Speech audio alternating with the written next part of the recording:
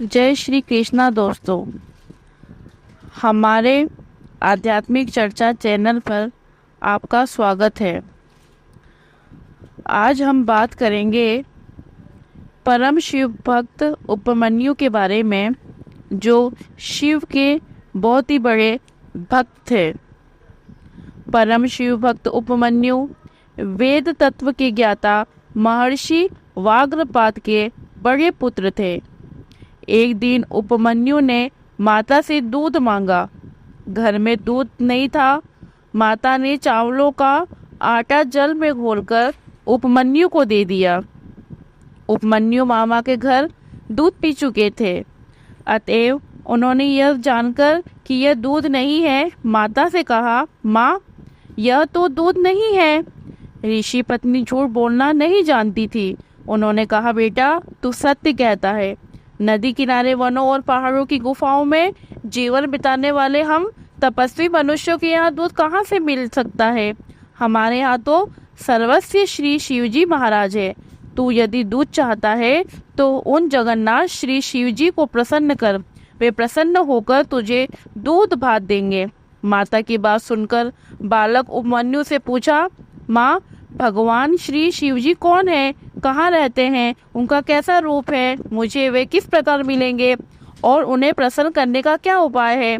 बालक के सरल वचनों को सुनकर स्नेहवश माता की आंखों में आंसू भर आए। माता ने उस शिव तत्व बतलाया और कहा, तू उनका भक्त बन, उनमें मन लगा, उनमें विश्वास रख, एकमात्र उनकी शरण हो जा, उन्हीं का भजन कर, उन्हीं को नमस्कार कर।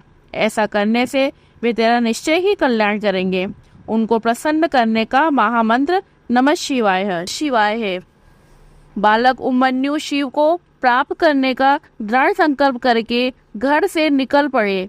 वन में जाकर प्रतिदिन नमः शिवाय मंत्र के द्वारा वन के पत्र पुष्पों से भगवान शिव की पूजा करते और शेष समय मंत्र जप करते हुए कठोर तप करने लगे।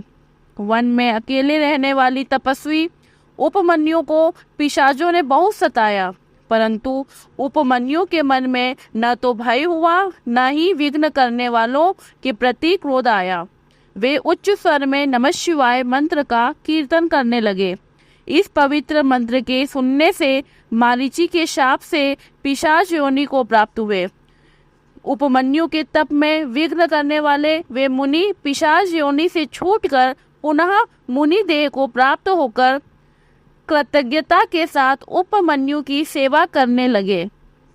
तदंतर देवताओं के द्वारा उपमन्यु की उग्र तपस्या का हाल सुनकर सर्वांतयामी भक्त वत्सल भोलेनाथ श्री शंकर जी भक्त का गौरव बढ़ाने के लिए उनके अनन्य भाव की परीक्षा करने की इच्छा से इंद्र का रूप धारण कर श्वेत वर्ण ऐरावत पर सवार होकर उपमन्यु के समीप जा पहुँचे।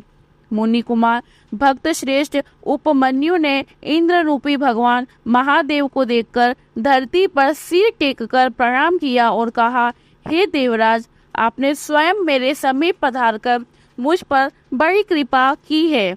बताइए, मैं आपकी क्या सेवा करूं? इंद्र रूपी परमात्मा शरण ने प्रसन्न होकर कहा, हे सुवत, तुम्हारी इस तपस्या से मैं बहुत ही प्रसन्न हुआ हूँ। तुम मुझसे मनचाहा वर मांगो, तुम्हें जो मांगोगे वह मैं तुम्हें दूंगा। इंद्र की बात सुनकर उपमन्यु ने कहा, देवराज, आपकी बड़ी कृपा है, परंतु मैं आपसे कुछ भी नहीं चाहता। मुझे न तो स्वर्ग चाहिए, न स्वर्ग का कोई ऐश्वर्य। मैं तो भगवान शंकर का दासानुदास बनना चाहता हूँ। जब तक वे प्रसन्न होकर मुझे दर्शन नहीं देंगे, तब तक मैं तप को नहीं छोड़ूंगा। त्रिभुवन सार सबके आदि पुरुष, अद्वितीय, अविनाशी भगवान शिव को प्रसन्न किए बिना किसी को स्थिर शांति नहीं मिल सकती। मेरे दोषों के कारण मुझे इस जन्म में भगवान के दर्शन न हो सके, और यदि मेरा फिर भी जन्म हो तो उसमें भी भगवान शिव पर भी मेरी अक्षय और अन्याय भक्ति बनी रहे। उपमन्यु फिर अपनी तपस्या में लग गए। तब इंद्र रूपीधारी शंकर ने उपमन्यु के सामने अपनी ही निंदा करना आरंभ किया। मुनि को शिव निंदा सुनकर बड़ा ही दुख हुआ। कभी क्रोध न करने वाले मुनि के मन में इष्ट की निंदा सुनकर क्रोध का संचार हो आया और उन्होंने इंद्र को वध करने की इच्छा से अघोरास्त्र से अभिमंत्रित भस्म लेकर इंद्र पर फेंकी और शिव निंदा सुनने के प्रायश्चित स्वरूप अपने शरीर को भस्म करने के लिए आग्नेय धारणा करने लगे। उनकी यह स्थिति देखकर भगवान शंकर परम प्रसन्न हो गए। भगवान के आदेश से आग्नेय धारणा का निवारण हो गया और नंदी के अघोरास्त्र का निवारण कर दिया। इतने ही में उपमन्यु ने चकित होकर देखा कि ऐरावत हाथी ने चंद्रमा के समान सफेद कांति वाले बैल का रूप धारण कर लिया है और इंद्र के स्थान पर भगवान शिव अपने दिव्य रूप में जगत जननी उमा के साथ उस पर विराजमान हैं। वे करोड़ों सूर्यों के समान तेज से आच्छादित और करोड़ों चंद्रमाओं के समान सुशीतल सुधामयी किरण धाराओं से घिरे हुए हैं। उनके शीतल तेज से सब दिशाएं प्रकाशित और प्रफुल्लित हो गई। वे अनेक प्रकार के सुंदर आभूषण पहने थे। उनके उज्जवल सफेद वस्त्र थे। सफेद फूलों की सुंदर मालाएं उनके गले में थी। श्वेत मस्तक पर सफेद चंदन लगा हुआ था। सुंदर दिव्य शरीर पर सुवर्ण कमलों से गुथी हुई और रत्नों से जड़ी हुई माला सुशोभित हो रही थी। माता उमा की शोभा भी अवर्णनीय थी। ऐसे देव मुनि वंदित भगवान शंकर की माता उमा सहित दर्शन प्राप्त कर उपमन्यु के हर्ष का पार न रहा। उपमन्यु गदगद कंठ से प्रार्थना करने लगे। भक्त की निष्कपट और सरल प्रार्थना से प्रसन्न होकर भगवान शंकर ने कहा, बेटा उपमन्यु, मैं तुझ पर परम प्रसन्न हूँ। मैंने भली भांति परीक्षा करके देख लिया कि तू मेरा अन्याय और दृढ़ भक्त है। बता, तू क्या चाहता है? यह याद रख कि तेरे लिए मुझको कुछ भी अदेय नहीं है। भगवान शंकर के स्नेह भरे वचनों को सुनकर उपमन्यु के आनंद की सीमा न रही। उनके नेत्रों से आनंद के आंसुओं की धारा बहने लगी। वह गदगद स्वर में बोले, हे नाथ, आज मुझे क्या मिलना बाकी रह गया? मेरा यह जन्म सदा के लिए सफल हो गया।